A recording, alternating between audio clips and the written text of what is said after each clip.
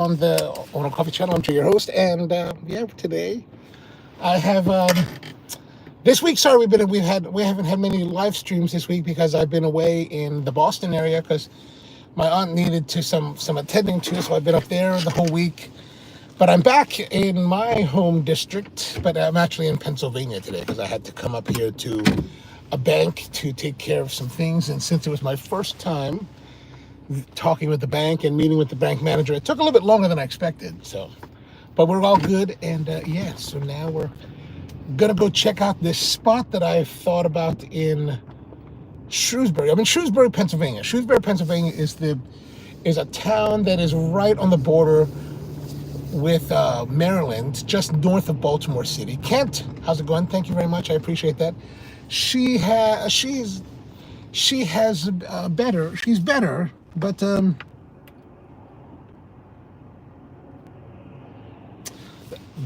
difficult part is that I'm gonna break the law right now, tell them that I'm lost. But the difficult part is that, one of the most difficult parts of this is that I had to I was there when we had to tell her that she'll never go back to the life that she had, right? And for someone that is very independent and very headstrong and very much lived a brilliant life, lived a brilliant mind. She's done amazing things in her life, but now she's physically to the point where she really cannot go back to living alone because, at her age, and she's at a point where she has a tendency to fall, and that's part of the reason why she was in care this time, because she kind of fractured her hip the last time. So I was there when the social worker was just basically told her, you can't go home. And so, and it I think about myself, will I get to the point where I'm told that I can never go? And I was thinking about it, basically we're going to bring her to Maryland, change the care facility to here, and so that we're closer, because there's not really anyone up there for her to be with. Like, my cousins live in LA as well as in New York, and I'm in Maryland, so we're pretty far away. But I was thinking, at this point, we may do everything and she'll never get to see her place again. And I think about myself, how would I respond to that? She seemed pretty stoic, but I can't imagine. It's very difficult. Mom, good morning to you. So, anyway, we're in Shrewsbury. Let me show you where we are. We're in Shrewsbury town. Now, there is a coffee shop here that I thought about going to, but then I thought, what, maybe we'll save that for another day, because it's now the weekend, it's Friday, and while there is a place here called the Village Coffee that I've only been to once, it's actually right here at the corner, or just off the corner, I think. Where is it? It is somewhere here. Is it here? I thought it was here. Maybe it's back a little bit. Anyway, it's right here in the downtown area, but that's a regular place that's open all the time. So I figured, let's go to, they have another coffee place at the Dutch Market. And since the Dutch Markets here are only open on the weekends, like Friday, Saturday, I think Thursday, Friday, Saturday. So let's go check that out, which is just a short ride away. So it's a really, again, quaint, small American town, kind of rural. There's also a John Deere and Stihl dealership here, which I keep on wanting to buy a log PV. I know that might sound strange, but they'll hear some agricultural trucks, big old tractor. Yeah, so the John Deere dealer is right up here on the left.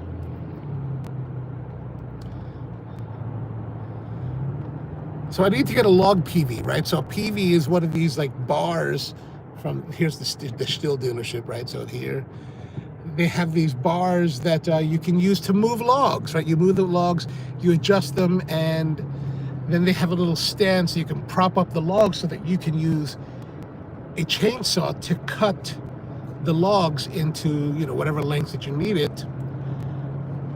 But I haven't. I need to get one of those. I'm planning on getting one of them. It still makes one that's actually made by a company called Logox or Logrite, and it's fairly. It's a typical price. It's not. They're not terribly cheap. Like you can get cheaper ones, but the cheaper ones tend to be not as robust. And if you're going to move logs, you might as well have robust kind of things. Cooper Kennedy, how are you, man? Good to see you. Peach Rose. No, I'm actually in Shrewsbury, Pennsylvania, not Tennessee. This is Pennsylvania, just across the border from Maryland, just north of Baltimore City. And we're headed to the Dutch market out here. There's a farm with some grain silos, and they're open. They say they're open. Also, one of my favorite Amish dairy farm. Oh, look at that pink John Deere. Did you see that? One of my favorite Amish farmers is also on the other side of town, south of here. He makes really nice milk from Jersey cows, pastured, grass-fed, nice stuff. I haven't been there in a while, but that's where he's good. I always think the Dutch market is closer from town than it is. Yeah, Peach. There's some nice places out here, nice and country looking and relaxed and very nice.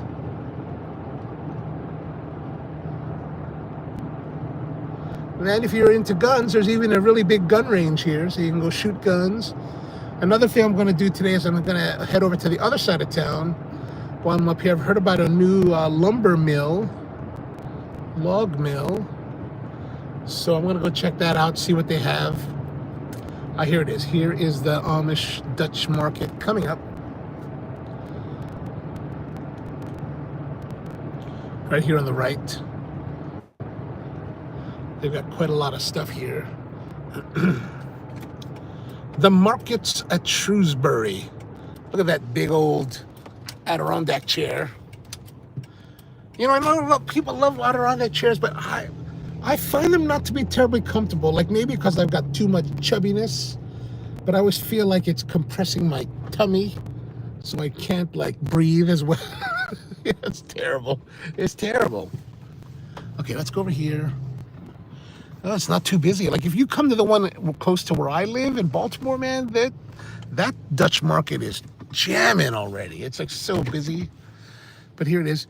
Reba Fluff says, greetings from North American Homosexual Society. We're big fans of yours. Oh, awesome.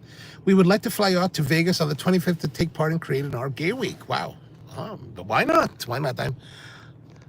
I may not be gay, but I'm all about it. Peach Rose says, I have a couple. Don't pay attention to... don't pay. Okay. Brickhole, hey, how are you, man? Brickhole, how's it going? Good to see you. All right, so we're here now. Let's go and have a look. I mean, Vegas is fun. Oh, the 25th. Oh, I can't do that. 25th of March or April. 25th of April can't because we've got the Specialty Coffee Association Expo happening in Houston, Texas, which, if you're interested in going to, I think they might have some kind of consumer type of thing, admission. I think they're changing it. I don't know. It used to mainly be a industry-focused event, but over the last couple of years, I think they're looking to get more consumer-oriented visitors. And I know that a lot of the manufacturers or the people that are showing have been showing a lot more consumer-oriented type of products. So I don't know what that means. I haven't really. Yeah, I don't know. All right, so we're gonna go in here. Here it is, the Dutch market. There's supposed to be some kind of coffee. I think there's a coffee joint in here. We're gonna get some coffee. Look, it's so quiet compared to the one near my house. It'd be like pandemonium already here. Let's have a look. Hopefully we'll have a good reception. The problem with mine is that once you walk inside the building, the reception is terrible. So we've got some cheeses. Some are more locally, but more commercial. Like this, Dietz Watson is a company out of Baltimore. Very nice quality, but more of a larger chain or larger production. Oh, these are nice. Look at this. What does it say? Ardennes smoked maybe barn smoked farmer's cheese. Oh gosh, I can't even read it English. It's terrible. Our own farmer's cheese, smoked farmer's cheese. Look at that. That looks nice. Gosh, that looks really good. Provolone. Oh, that's farmer's cheese, farmer's cheese. Why are they different? I guess they just, the way smoked Munster, smoked, does it say Cent? Oh, Swiss. I thought it said Senti. Oh, Longhorn. Longhorn. Well, no, that's not right. Is that right? Longhorn? I guess, I don't know. Pepper jack, horseradish, country bacon. Country bacon, my God. All right, this is some nice looking cheeses here. Black pepper Cooper, Cooper Sharp. Huh. You might have to get some of that. Then over here we've got some, what is this? Whipped butter, nice. Garlic butter. Mule, white cheddar. I thought that said mule, but it says white cheddar, white cheddar, white cheddar, 15 year. Where are they keeping these for 15 years? You know what I was kind of thought was funny is that you see these companies, these kind of relative startup whiskey and rum companies, and they're like, we've got 15-year-old whiskey. You're like, how is it? You just started in the last 5 years. How do you have 15-year-old whiskey?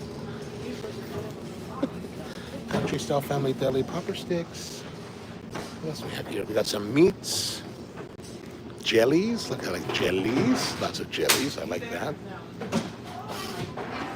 And preserves. Look at these pickles. Oh my gosh. Oh, here's deli counter. Deli meats.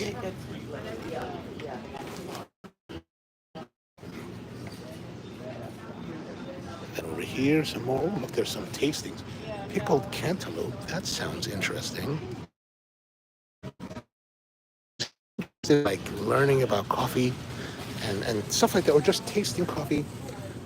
And you know how people talk about different types of flavors that they're tasting in coffees or wines or whatever it is. A lot of people will tell me, oh, I don't have that good a palate, but really you do. All it takes is just active tasting. What I mean by active tasting is that you're just thinking about what you're tasting. So here we have pickled cantaloupe, and I've never had it. It sounds kind of weird. Maybe actually sounds kind of gross, but how do we know unless we try?